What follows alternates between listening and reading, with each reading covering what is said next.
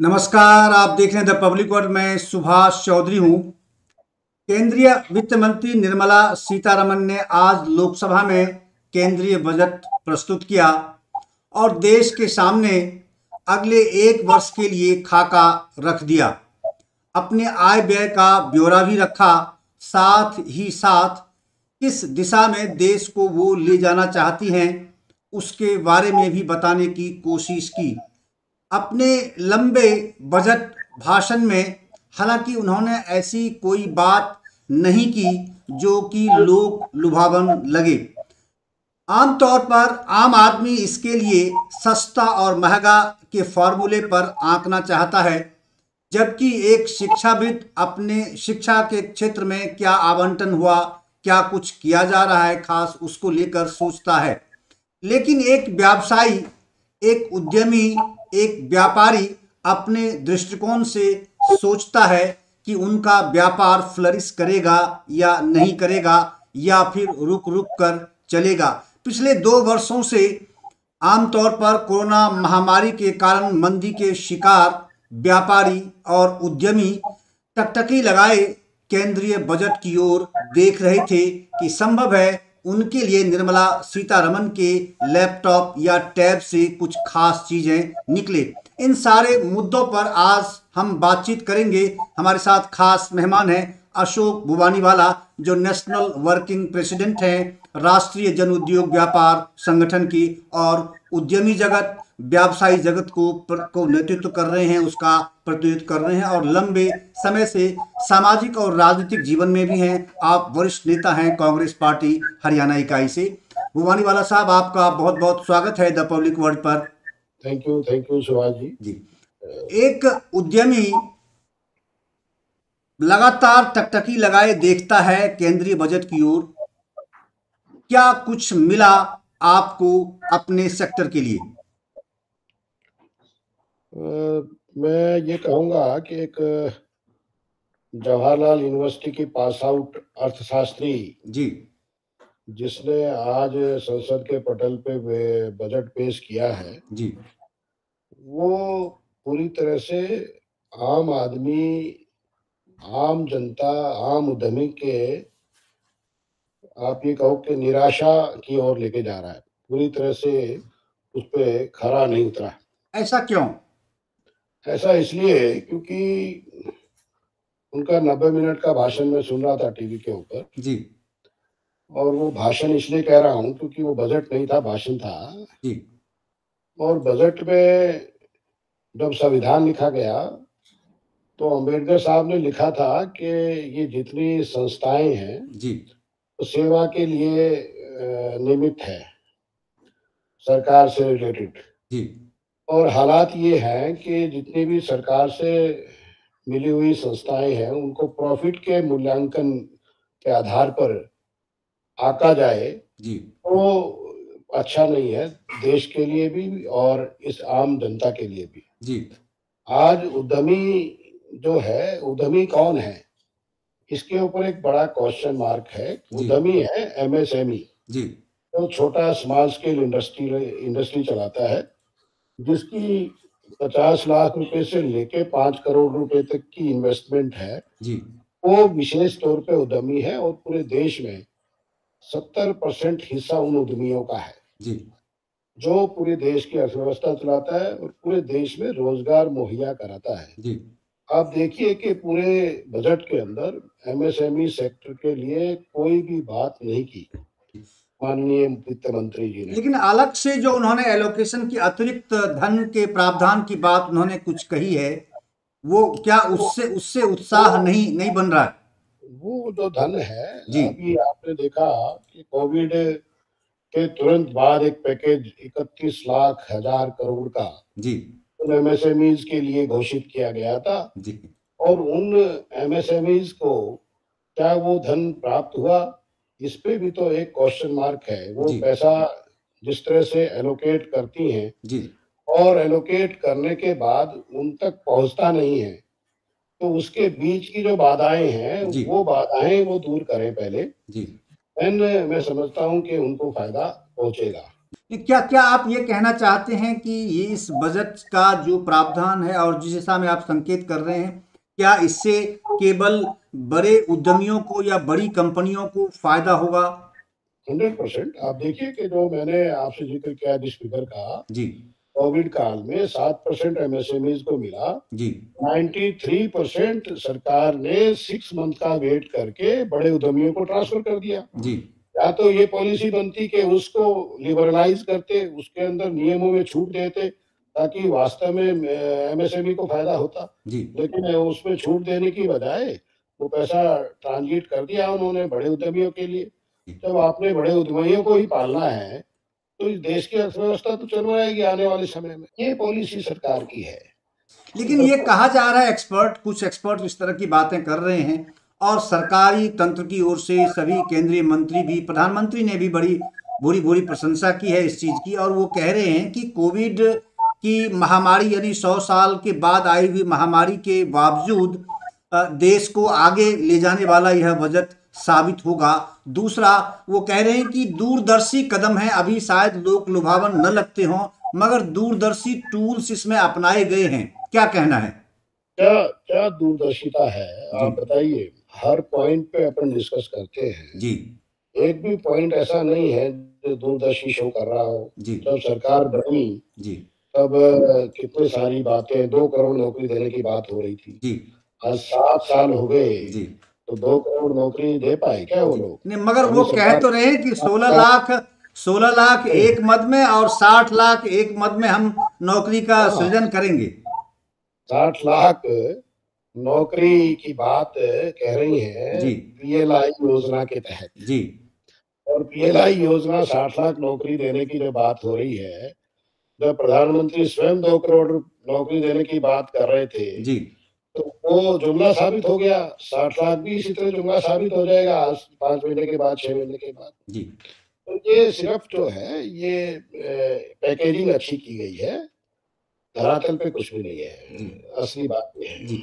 दूसरा, उन्होंने ये कहा कि जो प्राइवेट इन्वेस्टमेंट हैं उसको अट्रैक्ट करने की कोशिश होगी, उसे प्रमोट करने की कोशिश होगी, एनकरेज करने की दिशा में कदम उठाए जाएंगे। क्या कोई टूल्स आपको प्रेजेंट बजट में लगता है कि उस टूल्स से वास्तव में इन्वेस्टर्स चाहे with in the periphery of India या आउटसाइड इंडिया वो अट्रैक्ट होंगे भारत की ओर? ये कुछ बड़े उद्योगपतियों के प्रोजेक्ट हैं जी। और प्राइवेट पैसा उनके पास आना है जी। कम ब्याज दरों पे। जी। इनसे मिडिल क्लास इंडस्ट्रियलिस्ट का क्या लेना देना? जो मध्यम वर्गीय लोग हैं जी। उनको तो पैसा चाहिए नहीं। जी। उनको तो भारत के बैंकों से पैसा चाहिए जो ये देना नहीं चाहते हैं। और जो बड़े उद्योगपतियों को फायदा देना चाहते हैं उसको एफडीआई का फायदा होता है। जी। वो चंद लोग हैं इस देश में, 10-15 लोग ही ऐसे हैं जो एफडीआई का फायदा उठाते हैं। जी। तो इससे कोई फायदा होने वाला नहीं है। प्राइवेट इक्विटी जो फॉरेन फंडिंग है उसका हम इससे तुलना नहीं कर सकते, उससे कोई फायदा नहीं होगा। लेकिन जो एंसरी इंडस्ट्रीज उससे फ्लरिश करती है और बहुत सारे काम ऐसे मिलते हैं, छोटी यूनिट्स, एमएसएमई, स्मॉल स्केल इस तरह के या माइक्रो यूनिट्स जो डेवलप होती हैं, तो वो अगर बड़ा इन्वेस्टमेंट आ जाए तो उसका जो परिणाम है सकारात्मक उस पर नहीं पड़ेगा? नहीं होता है क्योंकि आप देखिए कि टाटा या बिरला या रिलायंस वाले या अडानी साहब जी। कोई जब फैक्ट्री लगाते हैं तो निश्चित तौर पे उनके इर्द गिर्द में कुछ छोटे यूनिट्स आते हैं। जी। लेकिन वो छोटे यूनिट्स भी आजकल क्या है कि चाइनीज प्रोडक्ट को ज़्यादा इम्पोर्टेंस दे रहे हैं, इंडियन प्रोडक्ट को नहीं दे रहे हैं। जी। आज मारुति की बात कर लें हम, मारुति के मोर देन 60% प्रोडक्ट चाइना से इंपोर्ट हो रहे हैं। जबकि पहले जब राजीव गांधी जी ने इस फैक्ट्री को प्रमोट किया था जी। तब एक लाइन था, क्लॉज था कि एसेसरीज जो है इंडिया में मैन्युफैक्चरिंग होगी। जी। और हजारों यूनिट्स गुड़गांव और आसपास में लगे थे। लेकिन आज की स्थिति क्या है? क्या वो हजारों यूनिट्स चल पा रहे हैं? आज वो हजारों यूनिट्स मुश्किल से सरवाइव कर रहे हैं सकते। जी। इसलिए आज जरूरी है कि उन प्रोडक्ट को डेवलप करने के लिए जी। सरकार सस्ते रेटों पे जमीन प्रोवाइड कराए, सस्ते रेटों पे आप पैसा प्रोवाइड कराएं, सस्ते रेटों पे बिजली प्रोवाइड कराएं। इन सारी चीज़ों को प्रोवाइड कराने के बाद आप एक अच्छे प्रोडक्ट का उत्पादन कर सकते हो, तब तक ये फ़ायदा नहीं होगा अदरवाइज़। जी। लेकिन आप खुदरा व्यापारी, दुकानदार, छोटे और छोटे जो उस प्रकार के व्यवसायी हैं, उसकी मुखर आवाज़ के रूप में हमेशा सामने आते रहे हैं। वो क्या आपको लगता है कि उस सेक्टर को एड्रेस करने की दिशा में कोई कदम उठाए गए हैं इस बजट में? आप देखिए, अंतर्राष्ट्रीय स्तर पे ऑस्ट्रेलिया सबसे बड़ा बाज़ार है, जी, चाइना के बाद। जी, ऑस्ट्रेलिया के अंदर अगर कोई भी प्रोडक्ट ऑनलाइन आप ऑर्डर करते हैं, तो जी, उसमें एक्स्ट्रा सरचार्ज लगाते हैं वो। जी, आज यहाँ हमारे यहाँ क्या है, जो गली मोहल्ले में ब्रेड की दुकान भी करके बैठता है, वो ब्रेड की दुकान भी सुबह से लेके शाम तक 10 पीस नहीं बेच पाता है। जी, वो इसलिए नहीं बेच पाता है क्योंकि जो घर में बैठे हुए बच्चे हैं पढ़े लिखे, ऑनलाइन ब्रेड का ऑर्डर कर देते हैं। जी, उनको घर बैठे ही ब्रेड मिल रही है, तो वो जी, क्यों दुकानदार, कैसे दुकान चलेगी? जी, इसी तरह से दूध की थैलियाँ भी घर में प्रोवाइड हो रही हैं। आज छोटे-छोटे प्रोडक्ट जो रोज़ नियमित यूज़ होने वाली चीज़ें हैं, कस्टमर तो इसलिए खुश है कि उनको सुविधा मिल रही है। लेकिन जो 10,000 से ज़्यादा, 20,000 से ज़्यादा छोटे-छोटे कस्बों में दुकानें हैं, वो निरंतर रोज़ाना बंद हो रही हैं। जी। जब तक सरकार इनके ऊपर नहीं सोचेगी, तो इस देश की इकोनॉमी का क्या होगा, आने वाला समय बताएगा। जी। मैं क्या नहीं, इस पर जैसे आपने ऑनलाइन की बात की, ठीक है, वो भी रोजगार सृजन की दृष्टि से तो एक पार्ट हो सकता है, एक पहलू है इस देश में व्यवसाय की दृष्टि से देखें, रोजगार सृजन की दृष्टि से। लेकिन जो खुदरा व्यापारी हैं या छोटे दुकानदार हैं, चाहे कस्बे में या छोटे शहरों में हैं, चाहे डिस्ट्रिक्ट लेवल के शहरों में हैं, उनको आखिर इस ऑनलाइन व्यवसाय से किस प्रकार का प्रोटेक्शन चाहिए? उसमें ऑनलाइन को एक्स्ट्रा टैक्स देना पड़ेगा। ऑनलाइन पे आप एक्स्ट्रा बर्डन डालिए। अगर आप रिटेलर्स के ऊपर 12% जीएसटी लगा रहे हैं, तो ऑनलाइन पे 18% लगाइए। ओके। जब तक आप इस तरह की, जब गवर्नमेंट को भी फ़ायदा होगा जी, और कस्टमर को भी तो फ़ायदा है, उसको घर बैठे कोई सामान मिल रहा है, 3% 4% जी, फालतू देना पड़ जाए तो क्या नुकसान है उसको? जी, तो एक गैप जब तक नहीं होगा, जब तक हम लोग सर्वाइव नहीं कर सकते हैं। दूसरा क्या है, जो छोटा रिटेलर दुकानदार है, वो बेचारा ₹100 का आइटम खरीद के ₹150 में बेचता है। जी, और ये जो बड़े अमेज़न जैसे कंपनियाँ हैं, ये बड़े-बड़े इनकी बल्क ऑर्डर में ये माल परचेज़ करते हैं, तो इनकी परचेज़िंग हाई होती है, तो जी। उनकी कॉस्टिंग भी उसी तरह से लेस हो जाती है, कम हो जाती है। जी, इसका असर तो सीधा-सीधा फिर पीड़ित तो उपभोक्ता होंगे, तो उपभोक्ता ऐसी चीज़ों को क्यों बर्दाश्त करे? उपभोक्ता को तो घर में बैठे मटेरियल मिल रहा है, तो 2% 4% फालतू देना पड़ जाए तो क्या प्रॉब्लम है? अच्छा, तो लेकिन जो एक रिटेलर है, एक जी, छोटा दुकानदार है, जी, उसको तो हम जीवित जीविका दे रहे हैं। जी, हम लोग बीच में कई, मैं एक व्हाट्सएप देख रहा था जी, कि किसी दुकानदार से सब्जी लेने जाते निरंतर कोई बुजुर्ग आदमी, और बाद में 2 दिन नहीं गए तो वो घर में पहुँच गया उसके, कि साहब हालत तो ठीक है, कि तो ये मानवता है ना, जी, ये मानवता ऑनलाइन अमेज़न थोड़ी उसके लिए देखता है कि वो मर रहा है कि जी रहा है। तो आज एक रेडी वाला तो बेचारा उसके घर पहुँच गया कि वो 2 दिन बीच में बुजुर्ग नहीं आए तो। तो ये खाली मानवता की बात भी है और किसी का पेट का गुज़ारा करने की बात है। जी, तो जो भारत का संविधान है, उसका पहला अक्षर यही है कि हमने आम आदमी को देखना है, प्रॉफ़िट नहीं देखना है। आम आदमी को रोज़गार प्रोवाइड हो जाए तो ही बहुत है। जी। तो इस देश में ठीक है, आज हम इस कंट्री को एक विकसित कंट्री बनाना चाहते हैं, लेकिन किन मूल्यों पर बनाना चाहते हैं, ये बहुत ज़रूरी है। क्या कमिट क्या जो व्यवसायी हैं और छोटे दुकानदार हैं, उनका पूरा पूरा बिजनेस तो जो क्रय शक्ति है, खरीदने की शक्ति है, आम उपभोक्ता की, उस पर बहुत कुछ निर्भर करता है, चाहे सरकार के नियम अपनी दिशा में जैसे भी चलें। लेकिन जो टैक्स स्लैब में किसी प्रकार की कोई राहत नहीं, कोई परिवर्तन नहीं किया गया है। क्या आपको लगता है कि सप्लाई और डिमांड के बीच में जो असंतुलन है लंबे समय से, खासकर कोरोना काल में, क्या क्या वो ठीक हो सकेगा? वो हो सकता है, लेकिन क्या है कि रोटी, कपड़ा और मकान 3 आइटम ऐसी हैं, जी, जिस पे भारत की सरकार को बहुत कम टैक्स रखना ही चाहिए, क्योंकि नेसेसिटी आइटम है। जी धोती हर एक को चाहिए, कपड़ा हर एक को चाहिए, मकान हर एक को चाहिए, इस पे आप टैक्सेस लगा रहे हो, बढ़ा चढ़ा के टैक्सेस लगा रहे हो। आज सरिये के ऊपर 18% टैक्स है, सीमेंट के ऊपर इतना बड़ा टैक्स है, जी और जबकि इन सारी चीज़ों पे 5% से ज़्यादा टैक्स नहीं होना चाहिए। इसी तरह कपड़े के ऊपर अभी टैक्स 12% से 18% करने जा रही थी सरकार। जी 5 स्टेटों में चुनाव आ गया तो उन्होंने थोड़े टाइम के लिए विथड्रॉ कर लिया। वो इलेक्शन के बाद दोबारा से लगा देंगे। तो जब आपकी डिमांड ज़्यादा क्रिएट होगी तो पैसा नेचुरल रोटेशन में ज़्यादा होगा। जी रोटेशन में ज़्यादा होगा तो आपके पास रेवेन्यू ज़्यादा आएगा। जी तो ये सारी कैलकुलेशंस जो है वो इनके पास तो बहुत बड़े-बड़े अर्थशास्त्री बैठे हैं। लेकिन जो धरातल पे चल रहा है वो भी समझने की ज़रूरत है। धरातल के आदमियों को ये कंसल्टेंसी के लिए बुलाते नहीं है। जी दिक्कत इस तरह की आ जी रही है। जी। अब बात आती है व्यवसाय से संबंधित, जैसे आपने डिजिटल करेंसी की चर्चा की। क्या डिजिटल करेंसी लॉन्च करने के बाद जैसे कि अब नोटबंदी की घटना हुई थी, क्या उस जैसा कुछ असर पड़ सकता है खुदरा व्यापारियों पर, छोटे व्यवसायियों पर, मध्यम वर्गीय व्यवसायियों पर?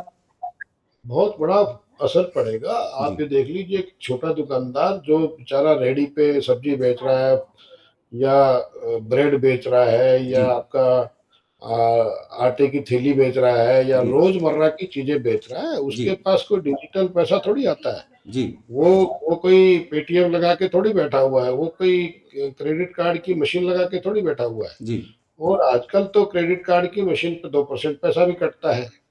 एटीएम से पैसा निकालोगे तो सरकार कह रही है कि हम पैसा काटेंगे। जी आप कैश जमा कराओगे तो कह रही है सरकार पैसा काटेंगे। कैश वापस विड्रॉल करोगे तो आपको गवर्नमेंट कह रही है कि पैसा काटेंगे। जी तो हर स्टेप पे तो पैसा काटने की बात हो रही है, तो कहाँ डिजिटल की बात हो रही है।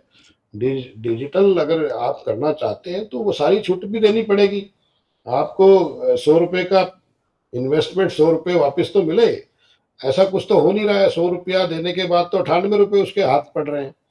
तो जब तक सरकार जो है इस तरह की मंशा रखेगी, हर चीज में प्रॉफिट कमाने की बात सोचेगी, तो ये सब चीजें बेमानी लगती है मुझे तो। जी।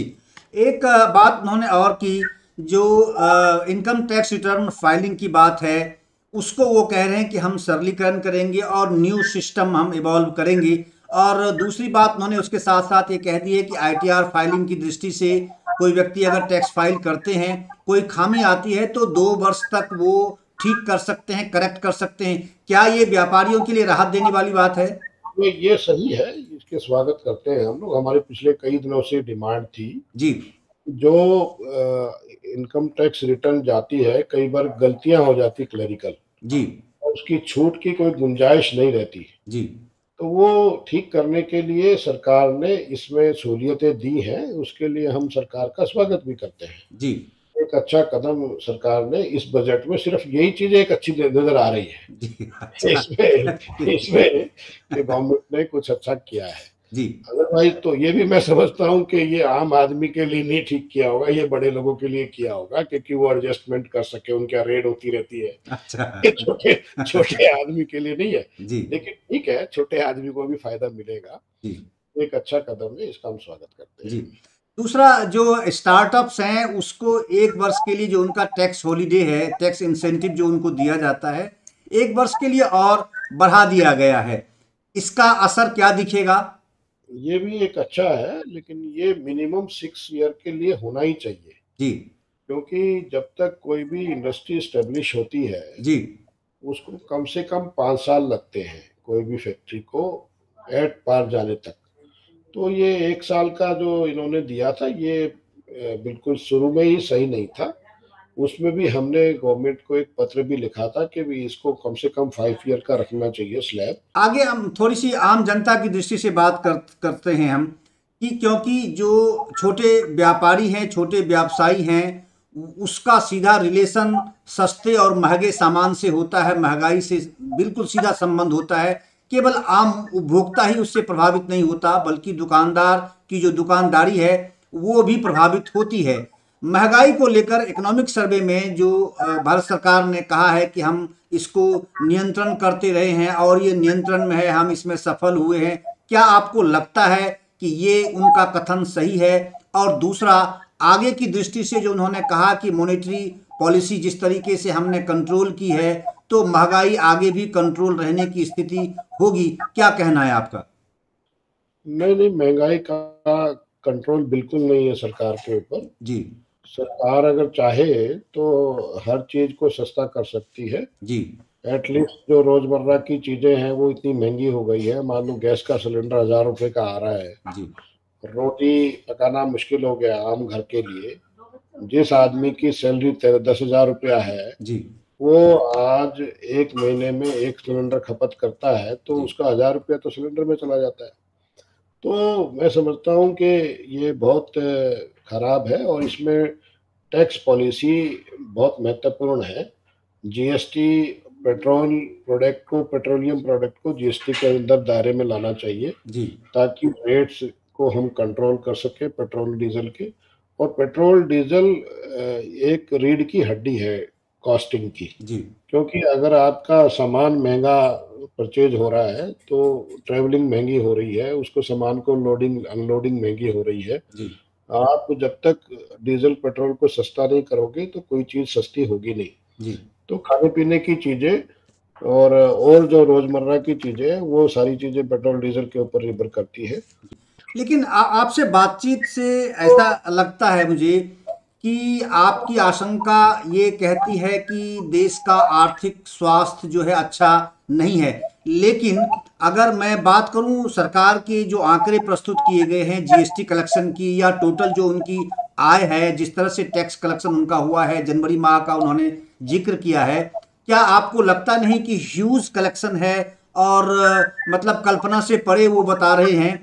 तो क्या इस प्रकार वो कह रहे हैं कि अगर लोग फ्लरिश नहीं कर रहे हैं, लोगों जो आर्थिक गतिविधियां हैं वो बढ़ नहीं रही हैं, व्यवसाय बढ़ नहीं रहे हैं, तो फिर इस प्रकार के टैक्स जो उनके पास आय आने की स्थिति है वो कैसे बनी है? निश्चित तौर पे पिछली तिमाही में बहुत ज्यादा जीएसटी कलेक्शन हुआ था जी और उसके अलावा भी जो इन्होंने कुछ प्रॉपर्टियां भारत की सरकार की बेची हैं उससे भी बहुत पैसा इनके पास आया है। जी और उसके बावजूद भी जी मोटा नुकसान जी बजट में दिखाया गया है। तो ये इन्होंने नहीं बताया कि ये पैसा गया कहाँ पे। जी इसके ऊपर भी भारत की सरकार को श्वेत पत्र जारी करना चाहिए कि वो पैसा गया कहाँ पे। जी आज रोड की अगर मैं बात करूं तो रोड के मध्य में कितना पैसा भारत की सरकार के पास आता है। आप देखिए, कोई व्हीकल परचेज करता है तब उसको रोड टैक्स देना पड़ता है रजिस्ट्रेशन के नाम पे। जब वो रोड पे चलता है तो उसको रोड टैक्स देना पड़ता है टोल के नाम पे। जब वो कहीं पार्किंग में खड़ी करता है तो पार्किंग के नाम का देना पड़ता है। जी आप घर का नक्शा पास करवाते हैं तो गाड़ी को घर के अंदर खड़ी करने का भी आजकल म्युनिसिपल कॉरपोरेशन पैसा ले रही है। जी तो जहां जहां आप देखिए कि एक गाड़ी को मेंटेन करने के नाम पे रोड डिपार्टमेंट कितना पैसा इकट्ठा कर रहा है। जी टायर 2 और टायर 3 सिटीज हैं देश के, उसको सुविधा संपन्न बनाने की दिशा में हम कदम आगे बढ़ाएंगे, इंफ्रास्ट्रक्चर हो या कुछ और चीजें हो, ट्रांसपोर्टेशन हो, और भी कई बातें उन्होंने उसमें कही है। तो क्या इसका असर अगर उस पर फोकस होता है वैसे छोटे शहरों पर, तो इसका सीधा सीधा फायदा तो वहां के दुकानदारों, वहां के छोटे व्यवसायी, खुदरा जो विक्रेता है उन पर नहीं पड़ेगा? इंफ्रास्ट्रक्चर का बढ़ाना छोटे दुकानदार को फायदा है, जी एक पक्ष का फायदा है सिर्फ। जी बहुत सारे फैक्टर्स काम करते हैं किसी भी चीज को डेवलप करने के लिए। जी इंफ्रास्ट्रक्चर उसका एक पार्ट है। जी तो क्या खाली इंफ्रास्ट्रक्चर बढ़ाने से या उसके शहर के और डेवलपमेंट करने से दुकानदार को फायदा होगा? सबसे बड़ी जरूरत तो है आज किसी भी चीज को सस्ता करने की, उसकी डिमांड क्रिएट करने की। और डिमांड क्रिएट होती है या तो एग्रीकल्चरिस्ट से, डिमांड क्रिएट होती है या तो वहाँ बड़ी कोई इंडस्ट्री आ जाए, जी डिमांड क्रिएट होती है वहाँ रोजगार मिले। जी जब तक हम इस मूलभूत सुविधाओं की बात कर रहे हैं, मूलभूत सुविधा के साथ साथ वहाँ रोजगार की बात नहीं करेंगे, जी वहाँ पे हम लोग जब तक कोई बड़ी इंडस्ट्री लाने की बात नहीं करेंगे, जी वहाँ पे एग्रीकल्चर सेक्टर को डेवलप करने की बात नहीं करेंगे, तब तक हम किसी भी शहर में किसी भी चीज को दुकानदार को या आप देख लीजिए कोई भी रोजगार क्रिएट नहीं कर सकते हैं। अशोक वानीवाला जी, आप का राजनीतिक कार्य क्षेत्र हरियाणा है, लगातार सक्रिय हैं इतने लंबे समय से, और आप पूर्व मुख्यमंत्री के मीडिया कोऑर्डिनेटर भी रहे हैं। मैं अगर आपसे ये पूछूं इस बजट के बारे में थोड़ा सा व्यापारिक दृष्टिकोण से अलग हटकर हरियाणा की दृष्टि से, तो हरियाणा को क्या कुछ मिलने वाला है इस बजट से? हरियाणा को कुछ नहीं मिल रहा है जी। हरियाणा तो सबसे बड़ा नुकसान झेल रहा है दिल्ली के पास रहने का जी क्योंकि दिल्ली में कोई भी पॉलिसी बनती है वो हरियाणा पे सीधा प्रभाव डाल देती है। जी पोल्यूशन यहाँ पे होता है तो हरियाणा की फैक्ट्रियां बंद कर देते हैं। यहाँ पे कोविड होता है तो हरियाणा के स्कूल कॉलेज बंद कर देते हैं। जी तो सबसे ज्यादा नुकसान हरियाणा झेल रहा है। हरियाणा जो है बजट की दृष्टिकोण से कोई फायदा नहीं उठा रहा है। अब ये रेलें देने की बात कर रहे हैं तो ठीक है, हरियाणा क्योंकि बीच में पड़ेगा तो रेल हमारे यहाँ से क्रॉस करेगी तो उसका फायदा मिल जाएगा। मतलब वो तो एक नेचुरल असर है तो हमारे से ऊपर से आकाश से तो जा नहीं सकते हैं जी। तो हमारी जमीन को यूज करेंगे तो हमें एक आध जगह स्टेशन पे ये रोक देंगे उन ट्रेनों को जी। तो मेरा ये कहना है कि हरियाणा को कोई इस बजट से फायदा होने वाला नहीं है जी। आज बजट जो है रोजगार परख होना चाहिए। रोजगार परख अगर बजट बन गया तो निश्चित रूप से कंट्री को फायदा होगा, केवल हरियाणा को नहीं पूरे देश को फायदा होगा। तो रोजगार परक बजट बनाना चाहिए, ये मेरा सुझाव है जी। चलिए, ये आपका अंतिम नोट्स है, रोजगार परक बजट बनाना चाहिए, और हम सब ये उम्मीद भी करते हैं कि रोजगार का सृजन हो, चाहे कुछ भी हो, किसी भी प्रकार का कदम उठाए उसका फोकस रोजगार सृजन पर होना चाहिए, क्योंकि यह एक केवल इंडिया वाइड नहीं बल्कि वर्ल्ड वाइड ये प्रॉब्लम है। और हम उम्मीद करते हैं कि निश्चित रूप से केंद्र सरकार इस मुद्दे पर जरूर सोचेगी, और आप जैसे एक्सपर्ट्स, आप जैसे लोग जो व्यावसायिक दुनिया से लंबे समय से जुड़े हैं, उसको नेतृत्व प्रदान कर रहे हैं, अच्छी तरह समझते हैं, आपसे जरूर इनपुट्स पर चर्चा करेंगे।